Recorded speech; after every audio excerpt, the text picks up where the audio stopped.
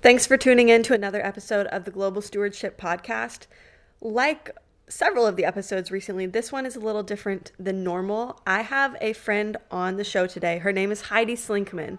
She is a cranberry grower through the Ocean Spray Cooperative. She's giving us a full rundown of what it looks like to be a cranberry grower, particularly in the world of ocean spray. But as you will hear, I have her really on the show, first of all, because I know her personally. I do think she's one of the very best cranberry growers in the world, but also because her family has a unique story. I hope you enjoy this episode. I think it's one of the most fascinating just because so many people are unfamiliar with cranberries, with cranberry growing, what the fields even look like. And so, that being said, please do not miss out. You will not picture this whole story if you don't go to my social media and view the photos and videos and clips that I took from all of my time at Heidi's farm. It has been a long-term dream of mine to have her on a show like this. I have been dreaming this up long before I ever had a podcast. And so I really just wanted to have her on the show to where it almost felt like how it would feel if you were there with her in person having a cranberry tour. As with a lot of the topics that we cover on here, there is a lot of nuance to farming practices, to the food systems that we operate in. But that being said, Cranberries is a unique story. I hope that you listen until the end. And thank you again so much to Heidi for coming on the show. Your family is, I think, uniquely set apart in the cranberry world because you have just such a deep history in cranberries. Can you give a brief overview about all that for people who may not be familiar? Sure. So I'm a generational cranberry grower, Hannah. And oftentimes when you ask someone from Wisconsin, how many generations are you? It's a big deal because a lot of families in the cranberry industry have been growing cranberries since the 1800s here. I like to start off by saying that cranberries are native to North America, so they're very old. They're as old as the coming out of the Ice Age. So thanks to the First Nations who understood the value of cranberries and how they played into our history really benefited our family. And I guess what I like to say is like the traditional American story, there's love and there's tragedy in our family. So we came into the cranberry business in 1876, we as in the Gaynor brothers. So our family actually does not have a blood relation to the Gaynor brothers, and I'll explain that in a second. But I would be remiss if I didn't talk about what generation I am without bringing up the Gaynor family. So they immigrated here from Ireland after hard times, like many immigrants in the 1800s. This is mid 1800s. They left because of famine, poor growing conditions, poor economic conditions, and a better life. So they came here for stability and on a gamble because really no one really knew what they were embarking on. They only heard word. So the word on the street is that Wisconsin was open for business and forward thinking, and they understood that they wanted to be able to invite all the different immigrant families coming to America because we had plenty of land to farm. So there was a good understanding that cranberries were like the gold rush in Wisconsin, and a handful of people were coming up to secure that land. But at the time, it wasn't like anyone could just buy a parcel of land. You had to have some economy of scale. So when farms were being bought up, they weren't really farms at the time. It was just native natural growing cranberry vines in a wooded area. So they just bought these very large parcels and then hand-picked cranberries. So from the mid 1800s, where we were first shown the value of cranberries and traded them and used them for medicinal purposes, and then eventually they became part of our food system, that prompted a whole different mindset and motivations of how we farmed the cranberries. So you'll start to see the word cultivated when you start to see Wisconsin cranberries start to take root in a way that had never been done before. So they were always natively grown and natively picked in their season. And when the Gaynor brothers came with a handful of other of my neighbors, they decided, well, we have this vested interest in cranberries. We want to make sure that we get the most out of our harvest. So at this point, now we're looking at different evolutions of technology and different Right. scientific growing practices. In other words, how can we protect them against the weather and frost and things like that so that we're not losing any of the profit margins? So that's 25 years of growing cranberries. So from 1876, so this year's our 150th anniversary. So we're really, really excited to celebrate that.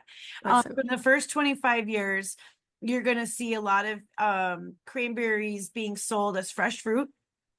And when it's sold as fresh fruit, and you have this high motivation to maximize your profits, you are now in a position where you can hire local workforce and get as many berries picked as possible. So that's what's going to make you some money. So this is where my family comes into play. And I'm not saying that we're the only family that evolved into cranberry history, but Mhm. it's not a common story. So my great grandfather came here with his mother. So when I think about the generations, it's the Gaynor brothers. And then 25 years later, it's Carolyn Dempsey. And she comes here because she's a widow and she needs to work because she has to be able to provide for her three young children, the oldest being 10 years old. So she brings her three young children to work to Gaynor Cranberry. She's German. She does not speak English very well. And she works here during the week and then walks or gets a buggy ride back to town with 20 miles away, does church and grocery shopping and gets meal preparations done on the weekends and then comes back.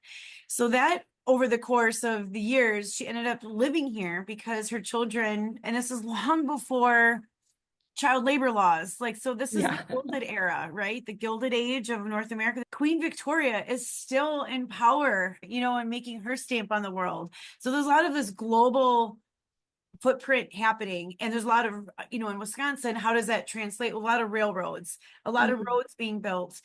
So she had access to work, but no one told her she couldn't bring her children to work. And thank God, because I was able to bring my kids to work. So it's not a bad thing, but for her, it was a means to an end. So Charles Dempsey, this little boy, became this like shadow, if you will, to the Gaynor brothers.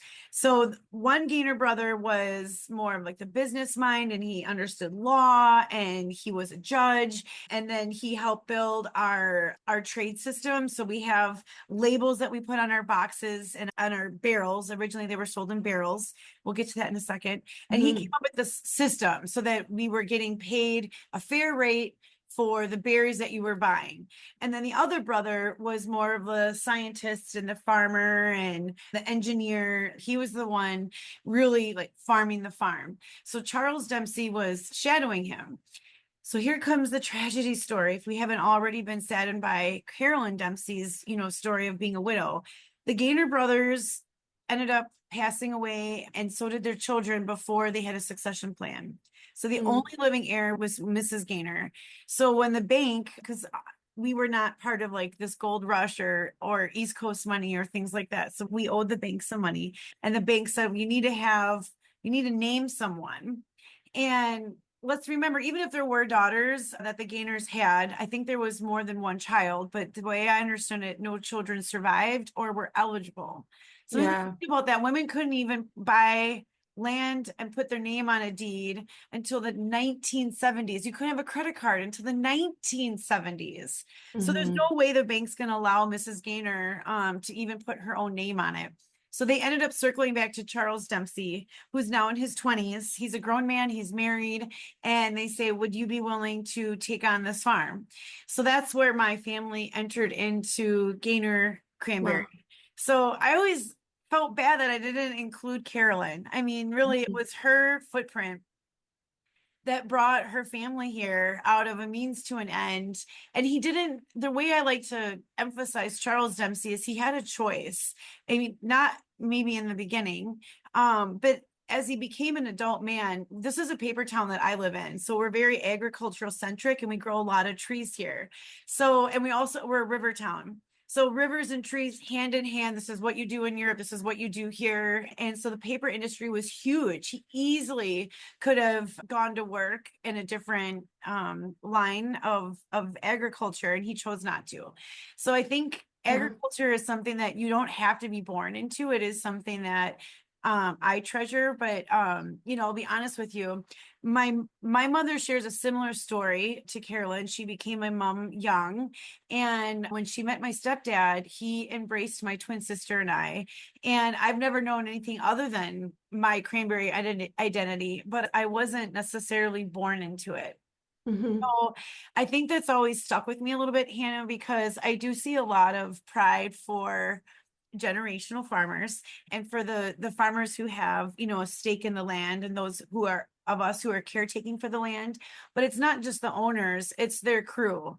It's Yeah. too bad I didn't wear my Egg Force. I have a t-shirt that we designed with my nonprofit, and it's called Egg Force, kind of a play off of workforce, Hmm.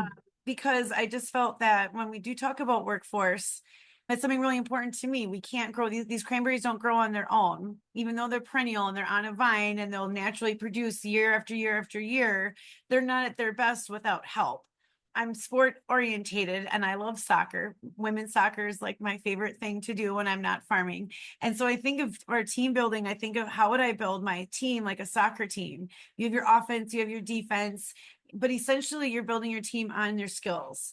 And that's a challenge because you have to love being working outside and working with the elements and working with the unknown. But at the end of the day, we all have these natural gravitations to talents and skills. So then how do you build a team for your farm when you need everybody to do everything? But that's not necessarily true. So then it's Hmm. been something in the back of my mind is how do I nurture and create this identity for cranberry growing, because like my great grandfather, he wasn't born into it, he didn't have to do it, but what was it about that made him so passionate to want to return even though it's really hard work?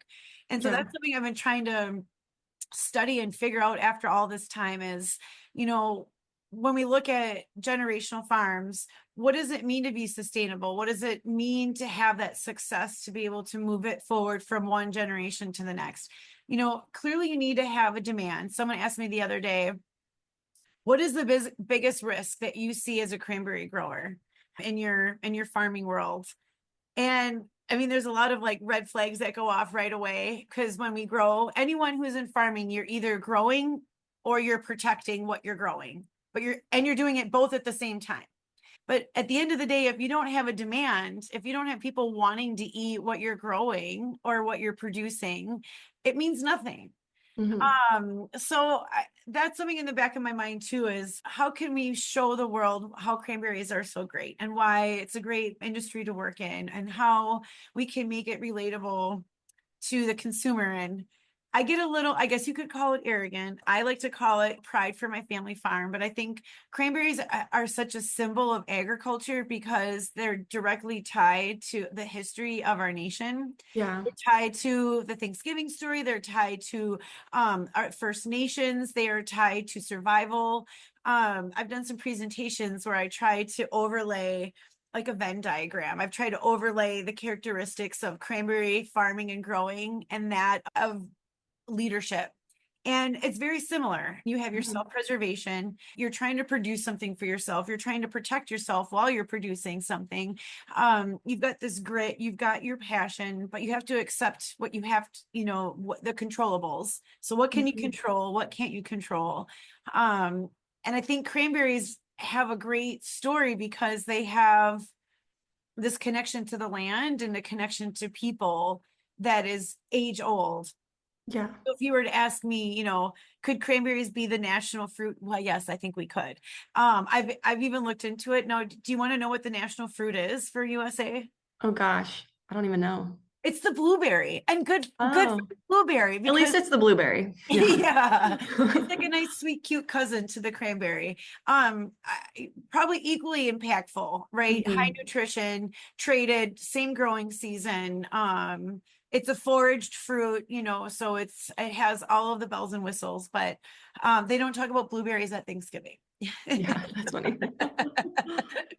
I love it. I love the historical elements of this. I remember when I was at y'all's place in your big history room, there's all kinds of stuff in there, and you kind of touched on some of it.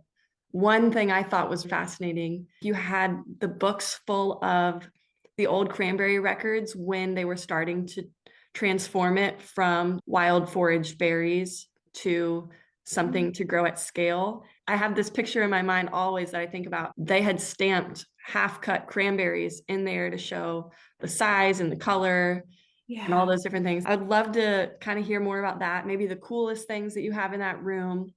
But then also, there are so many cranberry brands and labels at that time. Like all of the memorabilia in there has all of these different labels that don't exist today. Could you help us understand what was going on then and then how it's now transformed to basically like the one brand that everybody sees and knows and loves? Like that was a huge change. Yeah. So this is a huge part of our family history as well. We absolutely have a hand footprint, thumbprint on the historical pathway of the cranberry from being freshly foraged and traded and sold, direct someone coming out, getting a whole bucket or pail, and then literally going to like America's first, market, down by the river kind of thing. Yeah. So when the Gaynor brothers started cultivating cranberries with the rest of our neighbors, they were essentially doing the same, taking their crop, and somewhere along the way, someone discovered or determined that they were going to use a barrel to distribute the fruit. So the barrel was designed in a way that it had the exact measurement of 100 pounds. So you fill it up from bottom to top, put a cover on it. That would be the standard selling unit. They understood that that was the framework for selling. Mm-hmm. So when you sell your fruit in these 100 barrels, these buyers from Chicago would come up and give what we discovered unfair pricing. So, and maybe they were equally confused. What would differentiate a cranberry price point from one to another? So the Gaynor brothers worked with Wisconsin growers and said, look, we're going to sell Wisconsin cranberries different than what you see on the East Coast. And we're going to come up with our own metric, our Rubik's, if you will. And so we're going to sort, it's the original sorter of cranberries. So they decided to sort cranberries using grids and crates to separate the berries out by their size. So they had different sizing capacities to sort out the cranberries. Then Hmm. they might have been sorting out the cranberries based on a color, like a really rich red versus all the way down to a pink. So depending on what color they were sorting for, they may have taken those berries out. Now, we understood that at this time in the 1800s, people in America knew what cranberries were. There's a demand for it. That's why people are wanting to come and buy this land. But they didn't understand that cranberries grew white. They must have been sorted out long before we started trading cranberries. White cranberries are equally the same as red. Actually, here, this cute little, this is really old. This is from the summer. Berries grow right on these little flowers. These are uprights, and these little berries grow on these uprights. Now let me show you the vine that they grow on. So Oh, this wow. is a vine, and these cranberries they grow tall and straight. So if you're on the bottom, you're not going to see the sun, as opposed to if you're the berries on the top. So this is a baby vine, but when you have a really thick canopy, all of a sudden the berries on the top are going to get all of the sun, and the berries on the bottom are not going to get as much sun. So they have all the same nutrients, they just don't have the sun exposure. Interesting. So, anyways, we thought it was a good idea to sort out the white berries because you want an abundant bowl or basket of red. So, we would sort out by size, we would sort out by color, we would sort out by keeping quality. So, then in this history book that we have it charted in columns and rows. Depending on when they were picked, it would all be marked. We would take the stamp. So, the berry would be cut in half, dipped in probably its own ink, and then stamped it right into the book. So then we could see the different sizes. We could see the formation of the hollow pockets on the inside. We were testing for the vitality of the cranberry, so its robustness when it went into blossom and when it would be ready for harvest. So then we could understand the growing intervals. So then back to these labels that you mentioned, they would either be round to cover the barrel or they would be rectangle. So eventually we understood, hey, 100 barrels is really hard to ship on a railroad car that's square. Why don't we put them in 25 barrel boxes instead Mhm. of round barrels? So that became a little bit easier. But either way, we would put the labels right on the box. So then when the buyers got them, they would know, oh, this is the price for this berry and this is where they should be shipped and stored. So if they had a shorter keeping quality, the distance wasn't traveled very far.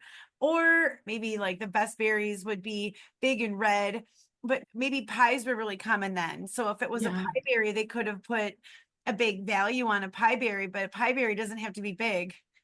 Right. Has to be ripe. Yeah. So it'd be interesting to see over time the different prices that they gave for these different brands. And the brands were very colorful. They would have different artistic expressions on them so that they stood out to the buyers. I have some pictures from my visit. I'll definitely be sure Okay. to post them of the brands and of what I have of the book, the Okay. books. Books, perfect. But yeah, you could tell they were from Wisconsin. I mean, there's Berry brand, Fox brand, Favorite brand, Beaver brand. I'm looking at the older ones right in front of me, Monogram and Chief. If you were a historian, you would be able to look at the labels and know the age of them because they had an evolution of time, clearly, like as businesses evolve, Mhm. and how they were traded. But it was absolute signature trading system that Wisconsin was able to develop all on their own, right here on this farm. So the building that I'm sitting in now used to be the warehouse where we would store the cranberries. So like all other produce in Wisconsin or in the Midwest, we harvest it one time of year. It's a big celebration, which is why we probably celebrate Thanksgiving, right? Everything is Yeah, harvested everything. all at once. But let's not forget they had cellars, right? The food that they produce all went into a cellar to hold them out over the winter. Well, we have the same thing now. They're called cold storage. So it's just an economy of scale now, but they're part of our egg force. We thank the cold storage companies that are able to hold our fruit and give us good prices because that's part of our operating business now. So you had mentioned Ocean Spray, the big company. So multiple companies, multiple farms would come in and you would get assigned a packer number and then they would be able to have traceability of which berries came from which farm. So even at the early ages of 1800 cranberry farming, they still had the methods of traceability. Hmm. But then over time, we recognized that times were changing and the demand for cranberries was still there, which is wonderful. And I think the primary source for cranberries was cranberry sauce. I think that was a very natural way for people to use it, bake it, jar it, put it in the cellar, and then you would have it over time. So when you think about the Industrial Revolution, and then what happened out of the revolution, not only do you have railroad tracks that are now able to move your product, but now we have storage, right? And electricity to make things more efficient. But it was the invention of the aluminum can. I get so excited about this. The aluminum can gave us the ability to now have a longer shelf life. It no longer has to be cold storage. And Ocean Spray started on the East Coast, and there's three owners that said, "Hey, we're going to bring our skills, our talents, and our resources together to create this company because there's a huge demand for cranberry sauce. Why don't we can it?" So Yeah. Ocean Spray, that's how they became to be a grower cooperative, is because they there was already an existing cooperative of companies here in Wisconsin and also on the East Coast that had a framework of growers coming together and selling their fruit. So Ocean Spray said, we're going to model the same model that you have for a grower owned cooperative, but we're going to give better margins because people are paying more for our canned sauce than Mhm. they are for your fruit. So very, very quickly, people followed the math and the numbers, and they eventually switched their production from fresh fruit to consumer packaged goods, CPG. That's how we know it today. But like everything, including fashion, things swing. And we are definitely seeing, now I can speak for Ocean Spray. Our farm is an Ocean Spray farm, so we're part of the cooperative. So when I do speak of my cranberry industry, I think of the whole industry and then I think of the Ocean Spray industry. And overall, there is a demand for fresh fruit and for whole fruit. I think our evolution of what we eat, how we eat, when we eat, what we want to eat, how we mix it into our foods, that's all changing. So Yeah. the exciting thing is that cranberries still has a place at the table. Yes. And I think we're just looking for different ways to be able to serve it in a way that's appealing. I think the trickiest part is that they're so naturally tart because there is no sugar in them. In order to survive the ice age, they had to grow in a really hardy environment. And essentially, that hardy environment and that hardy growth allowed them to survive, but without all of those sugar components to make them part of their plant composition. Hmm. So, how do we get to consume it if you don't either know how to eat it or if you don't like how it's eaten or how it tastes? Is the tricky part. And it seems like we know that consumers like cranberries, but after all of this time, we haven't been able to figure out how to make it palatable beyond the way that we've done it. Yeah. So we're always looking for new inventions and new ways to integrate. The craisin's wonderful, but if you're looking, for something that is closer to the fruit at its vine, that's probably not going to be the product for you. Right. So, there is a product out there called Honestly Cranberry, which is a dehydrated type of fruit, which is similar to the craisin, but there is no added sugar whatsoever. So that's really exciting that Ocean Spray, although it's a competitor, Ocean Spray has all our different products that we can offer, different taste profiles, different options between the edibles and the drinkables and things like that. I mean, the Ocean Spray now you can find us in Absolute Vodka. They have the single Yeah. that are all mixed. So the world thinks there's only one branded company for cranberries, but actually 50% or maybe because we have to be careful there isn't a monopoly, but we're only half. Ocean Spray is only half, if not Hmm. less, maybe 40% of the whole world. So there are other companies. I suppose if you look at Amazon, you will be able to find them, but in our world, we call them independent. So you have an Ocean Spray price point and an independent price point. Hmm. So people are buying your product, but it may not be labeled, or it might be labeled like Mariani is a company that's in my hometown, competitor to Ocean Spray, but Yeah. they're known for fruits and nuts, dried fruits and nuts. So they felt like it was really good to add cranberry to their product profile. And I think it was really, really smart. So I love to celebrate agribusinesses that see value in cranberry because we don't have to sell our fruit branded. Ocean Spray does have a business strategy that they do have the position to sell. So, for example, this is not on purpose. I didn't have lunch today and I found this in my refrigerator, but these Hmm. Sargento snacks, these are the balance breaks they're called. It's cheese, nuts, and craisins. They call them dried cranberries. You can only call them craisins if they're Yeah. branded Ocean Spray. But these are Ocean Spray sold Sargento are craisins. So this could Hmm. be a cranberry from my marsh. That's so cool. You So, kind of touched on it about cranberries around the world. Can you share where cranberries are around the world? Because I know it's not many places. mm-mm. Um, so I'm not a scientist. So I cannot remember the scientific name. It's just so bad that I'm a generational cranberry grower, and I'm emphasizing that I don't have the scientific name. But there are a couple vines out there that grow fruit that look like cranberries and are not cranberries. Hmm. You're the scientist, so you probably know their name. But of that vine variety that we define cranberry, they're only grown natively in North America. You can find them in Chile because flip the map upside down, our growing conditions are very, very similar to parts of Chile. Um, they have been known to be grown in the northeast part of Europe, but it's debatable if it's the same vine derivative. So I would like to highlight in North America, it's in Canada. So like Nova Scotia, Eastern Canada, up that way through Ontario, Quebec, and then over into the British Columbia area.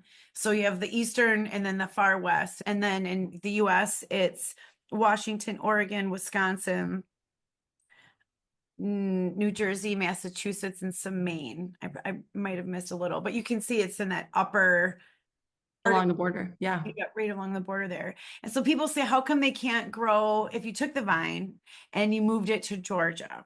Can you Mhm. grow it there or could you grow it in a greenhouse? So yes, you could do anything in a greenhouse. You could definitely stimulate growth, but it would be high maintenance because our cranberries, I call them sleeping beauties when I talk to fourth graders. So they have one growing season and then they need to go to sleep. And they go to sleep because they work so hard. And the reason they go to sleep is because in our northern climate, the sun and the temperature cue them to go to sleep. And then during that dormancy, they get their rest. So they wouldn't be able to produce that same environment in a warmer climate. They wouldn't understand that's the time for them to go to sleep. And I think they would stay awake. I just don't think they would produce the fruit. They still need that sleep time.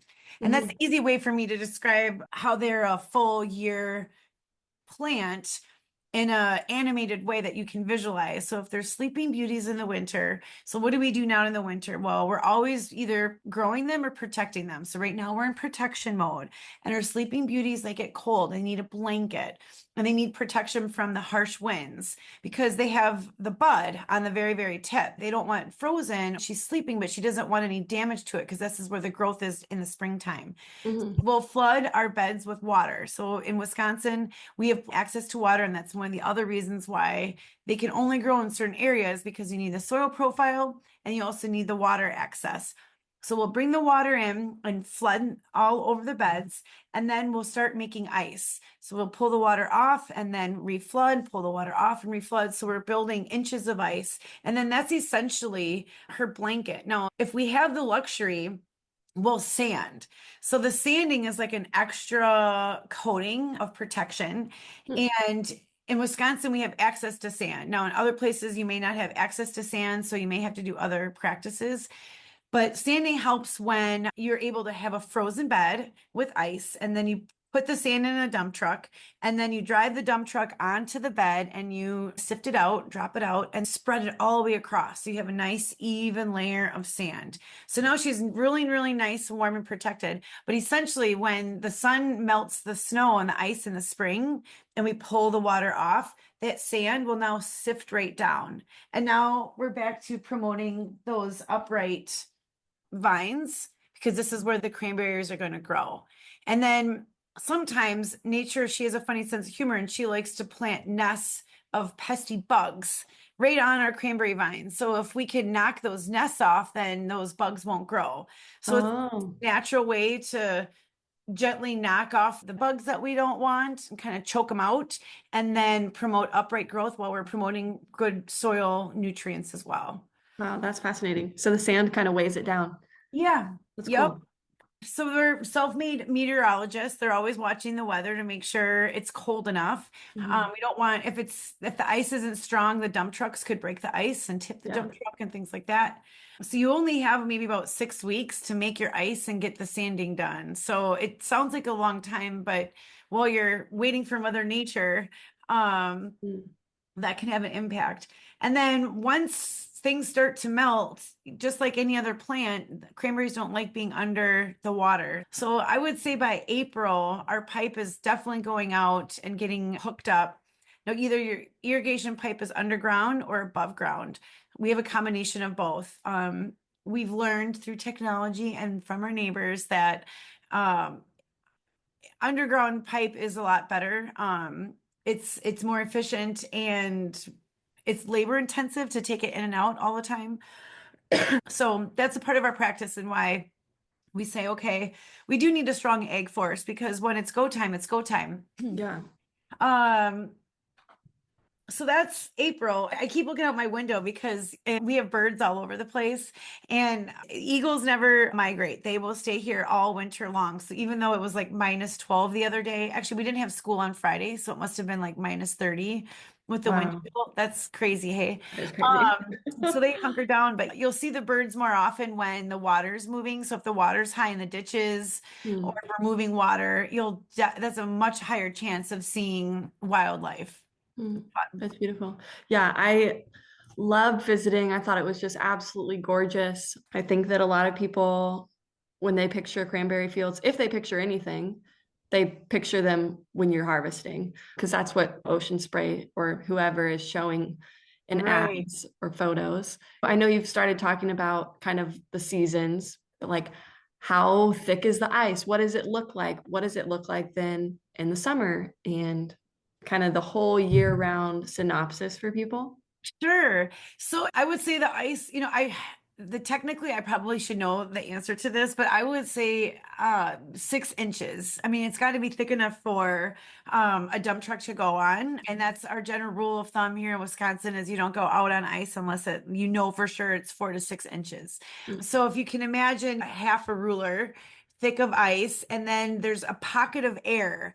So the vines are not entwined in the ice. Somehow we've been able to understand that once we pull the water off, that there's a slight little room of space between the vines, and so we've kind of created a little cave, if you will, like an ice Yeah, cave. that's cool. And then it can be, depending on how much water you have, it's like an ice skating pond. So imagine like a Hallmark movie, and you've got your ice skates and a hockey puck, and you're going to go play some hockey. You could easily do that on one of our cranberry beds. So our beds are rectangle shaped, and I'm going to use a soccer reference, but it's like the length of a football field or a soccer field, give or take. Some of our beds are bigger, some of them are smaller, but I think for a general frame of reference in Wisconsin, that's what I would use. So Mhm. since we're in football season, think of a football field, and you can play hockey all the way up and down. You could also take your four-wheeler out and hook up a rope in a tube and take the kids out and go tubing. So that's always Awesome. been like a really fun adventure. We also have really good friends that are really into snowmobiling. They have three real little girls, and their family's like a generational racing family. So you can even do that I mean, that's how thick the ice is. So our average farm is between 100 and 200 acres in Wisconsin. No, you're going to find them much bigger or much smaller. So you're driving along and you see these one football field after another. And it looks like you could just jump right into them. But remember, they need water to get in and out. So as you look at these football fields, now imagine that you have to step down into them. Mhm. So they're not necessarily level with the ground. They're one rolled ankle away from jumping in and out. So you got to be kind of careful when you get in and out. And we've got some ramps, but you got to be careful. And around the beds, once the snow melts and it's fresh in the summer, it's going to look like when you go to a river or a stream and there's like really soft grass right before you walk, you put your toes down into the stream and it kind of gets rocky before you get down. It's kind of like that around each of the beds. So we've got grass all the way around these rectangular football fields. And then in the summer, well, let's slow down. In the springtime, they're burgundy. So our sleeping beauties are still sleeping, and you know that they're waking up when they start to turn their vines from a really burgundy color to a really pretty green. So any of us who live in areas where there's winter to spring and you can start seeing the changes in the trees, especially those evergreens, they go from like really dark to like a pretty light green. They kind Mhm. of do, the vines do the same thing. So once you get that mix and you start seeing that green and you know that they're essentially waking up, you're going to want irrigation pipe because that's their protector. They're very hardy and sturdy, but they're also really fragile. So our sleeping beauties are waking up, they're ready to work hard, but the one thing they need is don't let me freeze. So when you look out into these football fields, you'll see sprinkler heads all, stretched out in a line. So maybe there's 2 lines of bed, 3 lines of bed, depending on how wide or narrow it is. And if it's in the summer and you're driving to work and you're like, oh, it's going to be a great day, you've got your tank top on and the windows are down and it's 7 o'clock and it's already feeling great, and you still see the sprinklers going, you're like, but it's not cold out. We know they get thirsty too. So we will try to irrigate like you would your garden. You wouldn't necessarily want to put your high water on at high noon. Yeah. Try to And scorch it. um right, soak them in the morning, cool them off in the morning, and then you want to cool them off in the afternoon. So our irrigation for cooling off could be the same thing in the morning at sunrise and at sunset. And then from spring to summer is when you start hearing the birds come. Now, I have to be mindful of this expression. I call it the Great Migration. I know there's historical context to that in different ways, but what I mean it is that the birds are coming back from all different areas. So, did you know that loons migrate to Florida? We researched it one time. Well, where do our loons go? Because it's always a joy when the loons come back. So we've got loons coming back, but then we have a bunch of birds that will just stop stop here and then head north to Canada or northern Mhm. parts of Wisconsin. So it's a neat time of year. I would say, like March or April. Basically, it's when there's open water. I was talking to some older friends and they're like, how do you know when it's safe to go on the river? How do you know, when winter's coming? Like, what are your farmer's tales? And I always say, if it's the middle of the winter and you hear a goose, you should be nowhere near water. Run and do not go on the ice. Like, if there's open water, a goose will find it. So if you're hearing a goose, that means water's moving, it's flowing. She knows it's not just where you live. She can see way far up in the sky, farther than you can. So that's my indicator. If there's geese around, or swans. So the swans, I always say, are the first to arrive, last to leave. I don't know what it is about those trumpeter swans, but they are hardy. I mean, they are swimming until they're literally frozen out. And then they decide, well, I think it might be a good time to go now. Yeah. Yeah, The- that is an interesting indicator. Can you yeah. share about the sandhill cranes? Oh, goodness. Okay. So the sandhill cranes, how did I forget to bring this up? They are, they for us are a symbol of life and vitality and beauty in the cranberry world. And we have a personal connection to them because, so remember when I said that cranberries are as old as the Ice Age and that they have been foraged for as long as the First Nations understood their value. Yeah. So we know that Native Americans are tribal nations and they all have their own languages. So when you have multiple languages, you're going to have multiple names for the same thing. And how languages evolve is such a beautiful story in itself. So one native name might be Atoka, and it might be the name of like the berry from the marshland. So then how in the world did you come up with the name cranberry? So when you think of early settlers coming into Wisconsin in the 1800s with this immigration rush, I'm sure it's on the East Coast as well, but we had German, Dutch, French, Italian, Irish, and Polish. That's a lot of different languages. So they kind of spoke in ways that they would be able to find connection. And so the early settlers would say, you know that bushberry that has that beautiful pink blossom and it has this beautiful flower and it kind of reminds me like the head of a sandhill crane.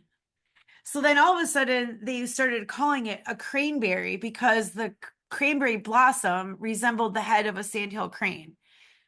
So this is Yeah. in this book A to Z.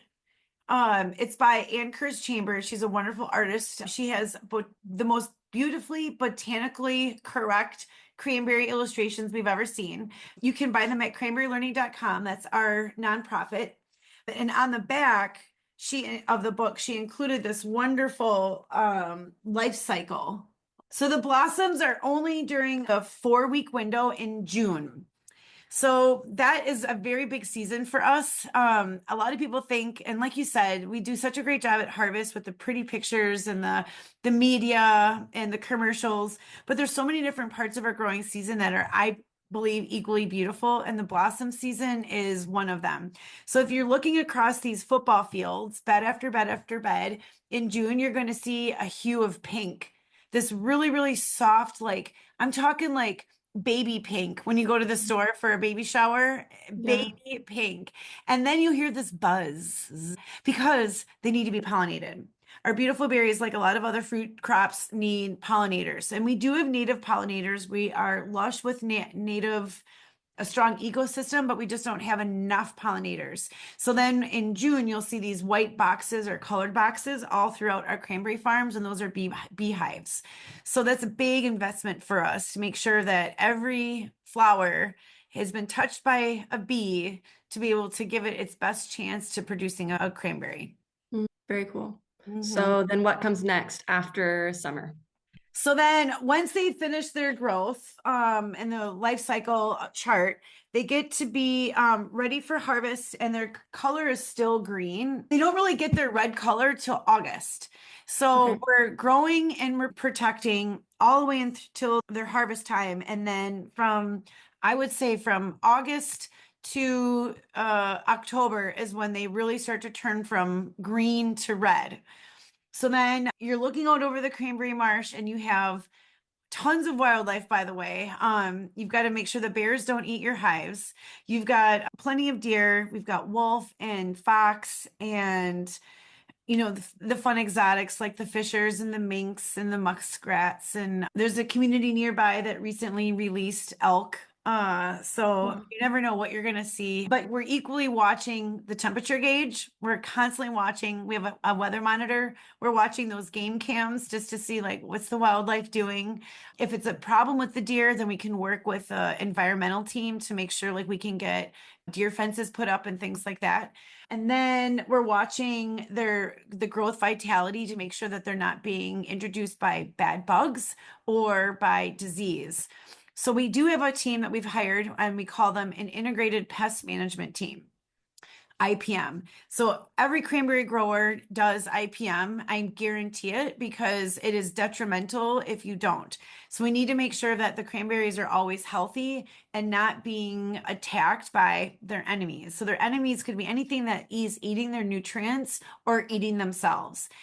So we Yeah. always say nobody wants worms in their cranberry and their fruit. So we're going to make sure that we don't deliver worms to you. So that's a big part of our summer crop protection program is that. So you may see a big tractor with a big arm. It's called a boom. And our beds are just wide enough so she or she can drive down one time, turn around and come back on the opposite side and then cover both ends of the bed. So we may be putting down fertilizer because our sleeping beauties do get hungry. They are very hungry. So every other week, it seems like we're putting some kind of fertilizer program into place. But because we're fertilizing them, we may be subsequently fertilizing and feeding the sources that we don't want to feed, like Hmm. the pesty pests or the weeds and things like that. So if we feel like our integrated pest program is leaning towards, look, you may have a terrible situation with one of your enemies. Maybe it could be a plant disease or it could be a bug that not only eats the plant, but is eating next year's crop. I mean, that would just be detrimental. So we want to keep our sleeping beauties healthy. So if that's the case, then we do put a plan into place. When you see our equipment out there, that's what we're doing is just making sure that the plant isn't hurt. We can live within means of some of those pests. We'll never be pest free, but we just want to make sure that it's not a takeover, an enemy takeover. Hmm. And then you get into the August, September, and now they're really lush. Now the canopy is really thick. The berries are growing. You can walk out on the canopy and you might hear some popping. You have to get in there with them and in order to check on them and you have to be with them. So there's part of that is we do take a walk. We will do soil and tissue sampling. So we want to know, it's like a report card test to us. How did we do? How is the health and vitality of our vines and our cranberries doing? How is the soil doing? If the soil is not healthy, the not only are the plants not healthy, but the whole ecosystem isn't healthy. So this is a true measurement report card of what have we done during our farming summer and how is it reflecting in the plant and in the soil. And then we Right. send it to an independent lab and then we get this report card. So then we use this data. My sister has been investing in a software program so she can log year by year and track year by year what we're doing so that we don't repeat mistakes or we repeat success. And what we're really trying to do is repeat successes. So, every year is different because Mother Nature is different. And how do Yeah. we mean by that? Well, rain. If we get a lot of rain, we're getting a lot of nitrogen. So we may not have to supplement the plant with added nitrogen source because we've already been given it naturally. But if it's a drought year and we haven't had all that rain, or if it's a cold year and not a lot of sun, we may have to do some things that we weren't able to naturally get from Mother Nature, or we may have to mitigate, oh my gosh, that was a lot of nitrogen. How are we going to make sure that our plants don't get, too soggy? So we have not only watching the tissue in the soil, but we also had a moisture monitor. It's a probe you put into the ground and it reads the metrics back to our weather station. So then my sister, who's our crop production manager, and then our marsh manager are able to read these metrics to say, hey, look, we don't need to water today. Even though it feels by rhythm we should, it's 80 degrees and it's sunny out. But maybe it was really high dew point that morning and we got all that we needed. So we're recognizing when we invest in some of these technologies and basic IPM is taking a net and sweeping for bugs. It's not high technology. It's not, maybe someday we'll have drones and they'll be able to do radar sensing or heat sensoring to be able to find hot spots and things like that. And we're working towards it. But at the end of the day, too, as much as we're precision farmers, we don't get lost in detail and we try to like keep it simple and Yeah, I do have some questions before I know we'll finish off the year synopsis, probably with harvest. But obviously, with cranberries being perennial and they're really densely packed in there. mm, They're different than a lot of row crops that people might picture that have really wide spaces in between them. mm, Like there's no intercropping, there's no cover cropping because they're there all year round. There's not any crop rotation. Like you can't just fill the bed with something different the next year. So I feel like that kind of offers a lot of unique situations. And I'm wondering, a lot of other people's solutions can't apply. What other kind of things you guys are, as cranberry growers in general, like are there any kind of innovations happening? What you may see on the horizon to kind of address some of these things? So you're absolutely right. They are is a long-term relationship that we have with the land because our cranberries are perennial and they're vines and they're, I guess the closest way I could describe it is like a strawberry vine, but they're much thicker than a strawberry. That's why they often get confused with a bush because it almost appears like you're walking through a bush. We always want to make sure a couple of things that when we do replant that we're using vines that have integrity. So being a propagator is really important in our industry. We recognize the value of we want to keep the vines healthy and genetically sound. So why would you renovate a bed in the first place? Well, maybe your bed got sick. Maybe you're recognizing that the bed that you're renovating is 75 years old and it's only producing 200 barrels an acre, but your neighbor right next door across the ditch has the same soil, but different vines, and he's producing or she's producing 600 barrels an acre. So you say to yourself, wait a minute, I want to be able to buy new equipment and I need to be able to ensure that I have insurance for my employees. I need to make an investment on my investment. So you may say, I'm going to tear out this bed. So now you're going to use a bulldozer and or work with like a fire department team and burn out the vines and completely scalp them off. So a couple things with innovation that we think about and for precision farming is how can we get a quicker rate of return from the point of planting to the point of actually harvesting those berries. So we have learned that you can get a quicker rate of return if you plant plugs, cranberry plugs.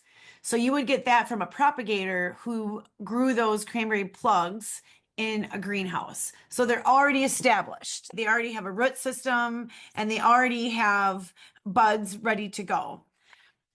But those are significantly more expensive. But if you want to speed up your production, have the bed fill in quicker, that's one way to do it. So, in other words, working with greenhouses who can figure out how to grow really good cranberry vines in the plug format is really important. The other thing that we're recognizing is the precision farming and growing. So I did mention drones. That is going to be a huge game changer for us when we can have more access to them, training so we can fly them ourselves, being able to reload them quickly so you're saving time, money, and you're having better precision. But right now, I'm hearing that it's very expensive and it can be time consuming because you have to refill them all the time. Whereas you just get one big tank and there you go. So that's something I'm thinking about. You know, we do invest in a lot of research and technology as an industry, but a lot of it goes towards our vine, like science, the science of cranberries. So I always say that the more we can put into the production and protection of any farming is really, really good. And then food science. I mentioned that earlier. Like, how do we get our food eaten more often by more people around the world? I mean, that's the magic wand. And so if you ask me what my magic wand would be for cranberry, I would love to see it in a dried format where it would have shelf life, not impacted by heat or cold. And then it would have the powder form would have all the nutrients you would need that you would get out of a glass of juice. Because I know that cranberries are healthy for you. They're good for your teeth, they're good for your heart, they're good for your mind, they're good for your gut. Like, wouldn't that be so great if we could somehow figure out such a high nutrient food in a tiny little form? That's my wish for technology. I think we're getting there. I know we're getting there. I know we're getting there. I love that. We as an Ocean Spray, we do have a global presence. We are in Europe, we are in India, we are in China, we are in New Zealand, Australia, Caribbean, but we've got to be able to figure out how do we break it down so that's not just accessible, but then people need to know how and why to eat it. So that's kind of Yeah. something that I've been thinking about. I started this nonprofit called Cranberry Learning Inc. and we Hmm. focusing on, two pillars, just teaching generally about cranberry learning. It has to start somewhere, but while you're learning about cranberries, maybe that would invoke more thoughts about your workforce plans and or it might prompt you to think about the relationship that you have with cranberry and how you eat it. So I'm really hopeful that between making these connections that, oh yeah, let me think about this or let me be more creative. But I think generally speaking, it's really hard to get consumers to, well, myself included, you naturally want to do what you've always done. But if you do that, then you're always going to get the same results. So then how do you, that's the tricky part is how do you step out of your comfort zone to try something different? So farming's the same way, eating's the same way. We want to do better. Like none of us want to spend more money than what we have to. We all want what's best for our farms, but then it becomes relative. We all want what's best for our bodies, but then it becomes relative. So that's where I'm beginning to like have some fun in that play space that you define what food is to you. You as the consumer, you as the listener, it's your right, it's your choice to customize your life how you want it. And I already know from an agriculture point of view, especially using cranberries, I have limitations, right? Like we can't just change the product profile consistently to the consumer. I mean, our vines are in the ground for 50 plus years. So we can't, like that, they're not designed to be modified on every turn of a trend. I think in our world of agriculture, we just hope that we can fill that space for you and that you as a consumer get to decide what works for you. So I really hope and pray that the young generation that's in school right now who's trying to determine, I want to make an impact on this world. How am I going to make an impact? I'd say food science or distribute like something in the agriculture sect because you do have a chance in the ability to make an impact in someone's life by bringing the product to the store or from the farm to a new region or Yeah. be the next person that's inventing the next. I mean, can you imagine a world before craisins? I can't.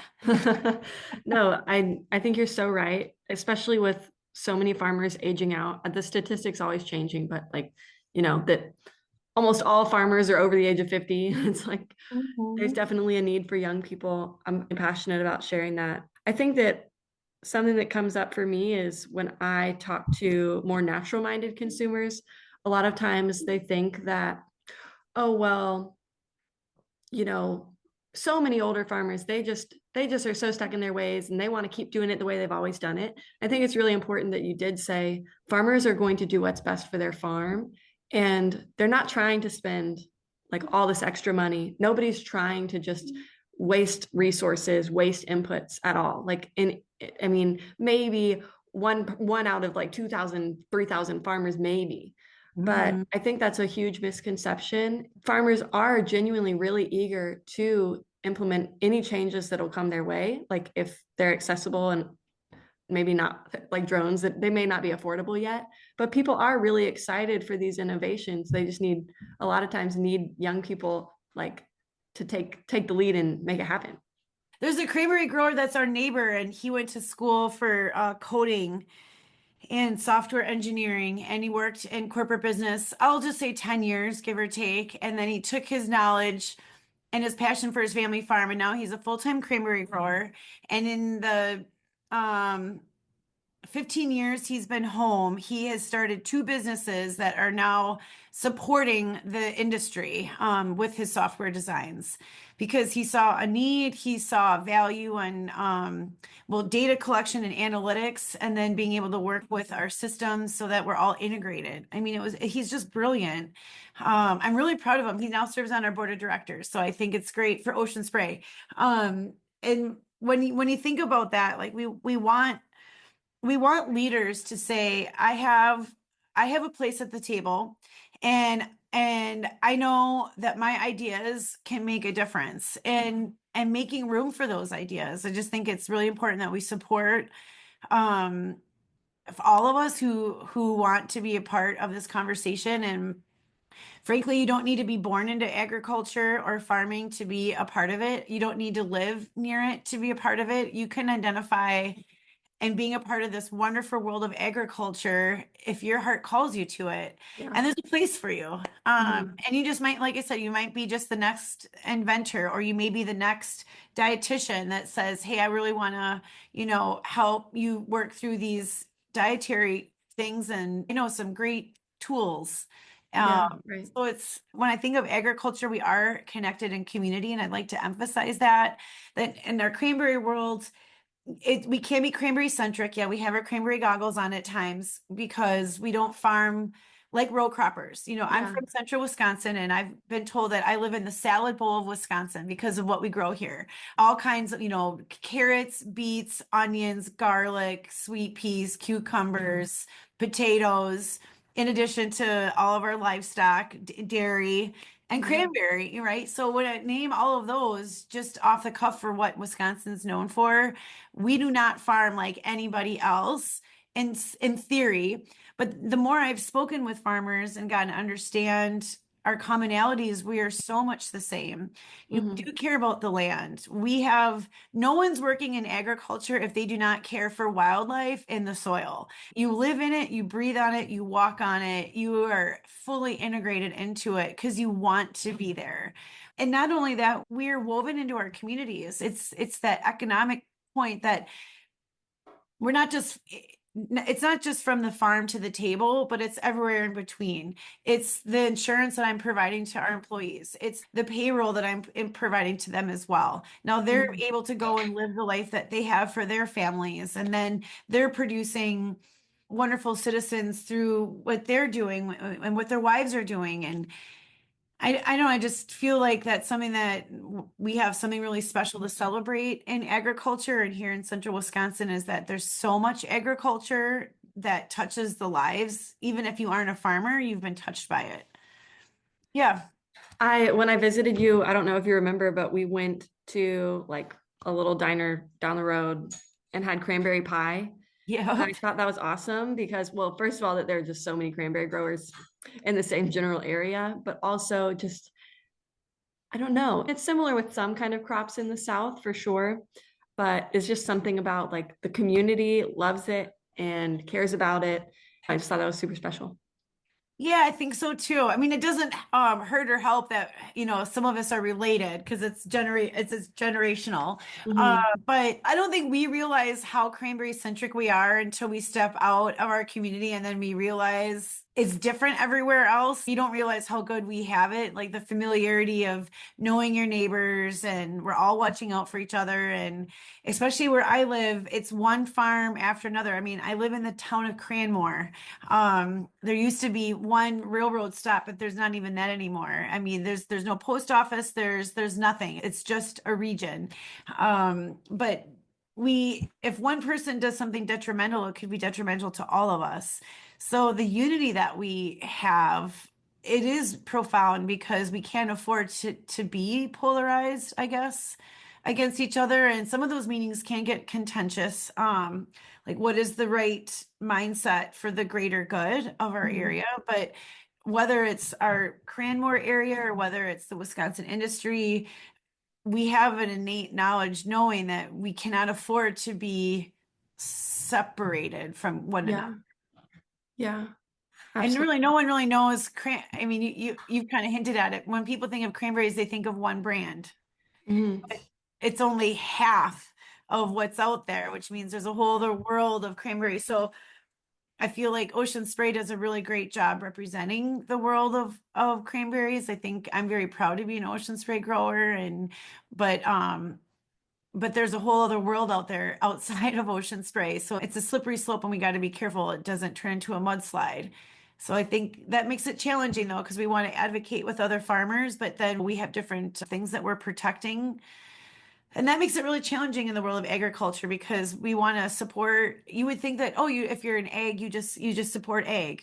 You have to But choose their you still have battle. your business. Yeah. Yeah. No, I totally, definitely, I think listeners will understand that for sure. I just thinking about like driving around your town, you took me to kind of like, I don't know, is it the distribution center where you guys all drop off your cranberries? Yeah, And receiving station.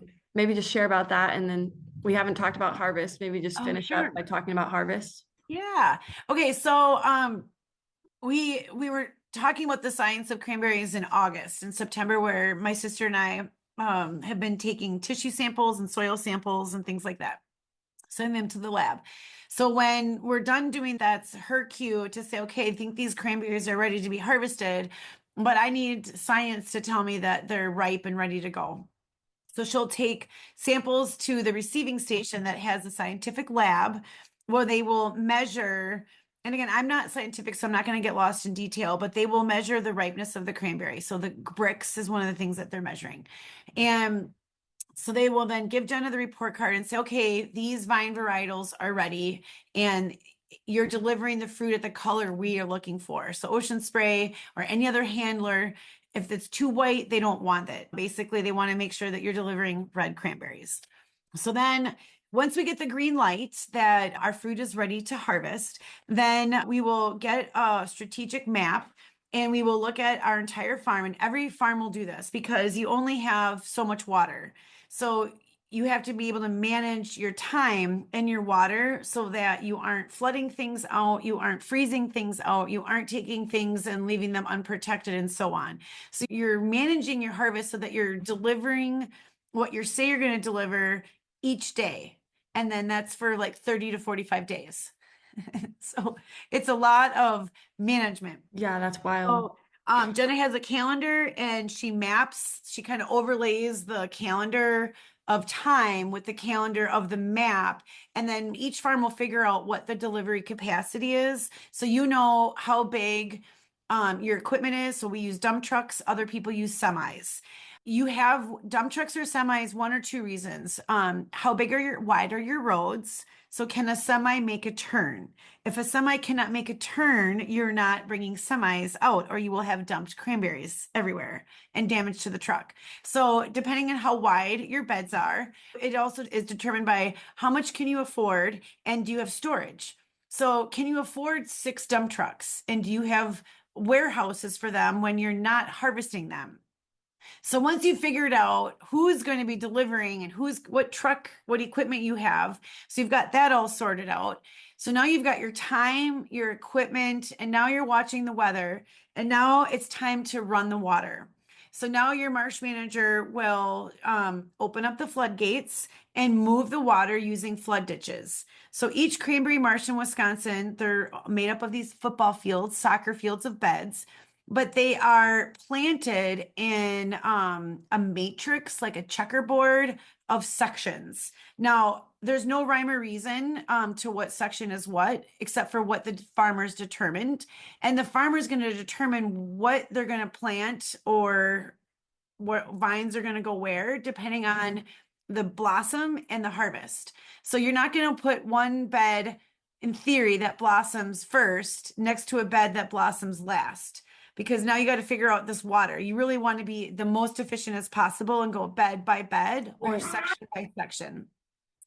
So once we've determined what section we're going to start with, we'll start flooding those areas using flood ditches that are not areas where you grow cranberries. They're just ditches next to the beds that hold the water. So then we're very high tech here and all over Wisconsin, and we use wooden boards. So they're handmade, handcrafted from locally harvested wood, cut into boards that fit just perfectly inside the culvert. So think of a culvert as a round circle and you cut it in half. So now you have a half moon. So now you cut those boards to fit the half moon and they stack one on the other. And to get them out, it's super high tech. You get an iron hook and then you hook the boards and you pull them out. So it is very hands-on. That's funny. It is definitely cowboy country out here, if you will. It's cold and things can happen and things like that. You don't want to slip and fall.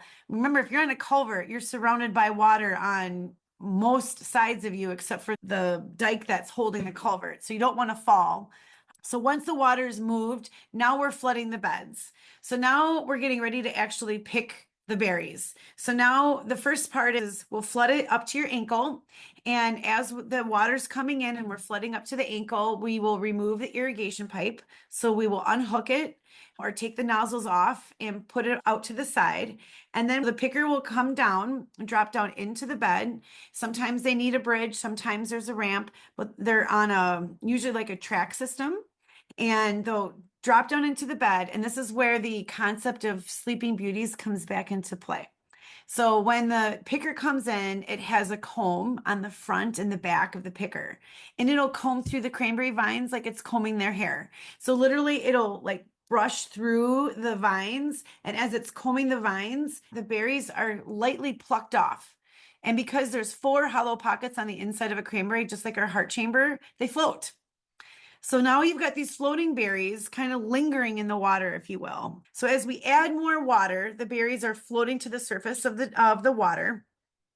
But now they're floating all over the place. Like we need some way to organize them.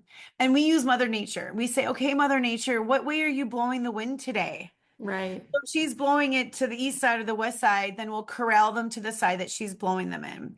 So now they need to be elevated out. So there's one of two ways. Either you can pump them out or you can drop like an escalator, if you will, down into them and escalate them out.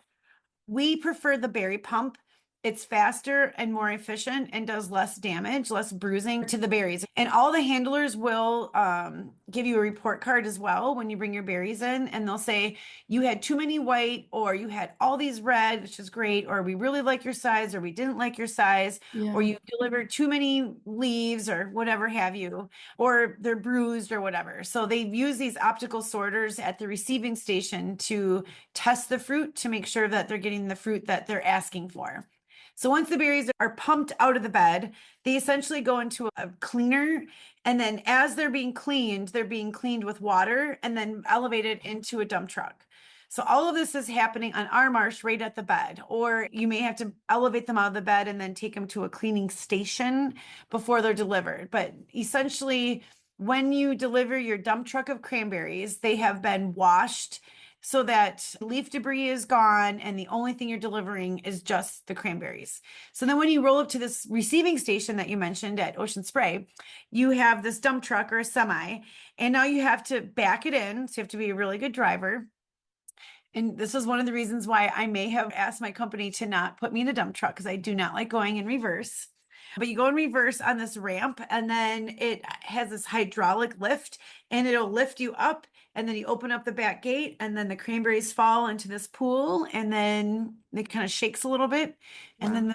then you're done. Really enjoyed going by there. I know it wasn't even harvest season, but it kind of gave me just a better idea of like, oh, this is what that process looks like. And people come from how far around do people come from to all meet and Oh, drop their stuff there? hours. Probably 2 hours. Oh, wow. One, I mean, because there's only a couple receiving stations in the state. So if you're a northern grower, you may be having to drive an hour or two to get to that Okay, wow. I station. didn't realize that. You just happen to be right down the road. That's nice. Yeah, yeah, we're really lucky. That's awesome. Very cool. I'm sure there's endless things that people don't know. But do you think there's anything else that we haven't really covered that listeners would like to hear? I always think it's a good idea for us to address that cranberries are universal and can be eaten throughout the year. It's just we forget to stock our freezers at the harvest time. I'm getting to understand too that it's really hard to find fresh cranberries, but if and Yeah. when you can, always put them in your freezer. And don't be afraid to use cranberry sauce. to get cranberries into your cuisine. So I really like hot foods. So when you mix cranberry sauce with like a chipotle sauce or something like that, it's a nice way to add the fruit to your cuisine, but then you're still keeping the integrity of the heat. I've just been playing around with things like that to just, even for myself, say, how can I eat cranberries that's normal on an everyday basis? Right, yeah, is so much more than the Thanksgiving meal that people probably think of. What is your number one favorite way to consume cranberries? Oh, oh, that's such a good. Oh, I mean, here I'm drinking cranberry juice, but it's for me the easiest because I always have it in their fridge. But that's really not fair. So if it wasn't juice, okay, so I'm eating trail mix. That's probably my second easiest way. I think it's the salsa. I think anything where I can mix cranberries into like a mold, like an adobe sauce or something like that. It's just that's an easy way for me to do it. I get a little overwhelmed in the kitchen with all the chopping and cooking. Thank God for my husband these days. Um, but time is of essence for me, so I don't like things that are overly complicated. Yeah. Life is pretty complicated enough. So if I can crack open like a couple of things, like a jar of this, a jar of that, mix it together. I don't get lost in detail too much, so I just like it quick and easy but healthy. Last question, and I meant to ask you this before, but do you have any kind of arrangement as an Ocean Spray grower? Like, do you guys get Ocean Spray products? How does that work? We do get a discount at the receiving station Okay. if we call ahead and say, "Hey, I want to restock my refrigerator with some juice." We do get a discount, but if anything, we just have so much pride, and I think there's a passion. I think if anything, there's no extra we get out of it other than it's a good story to tell on an airplane. No, Yeah, that's beautiful. I definitely understand that. That's yeah. beautiful.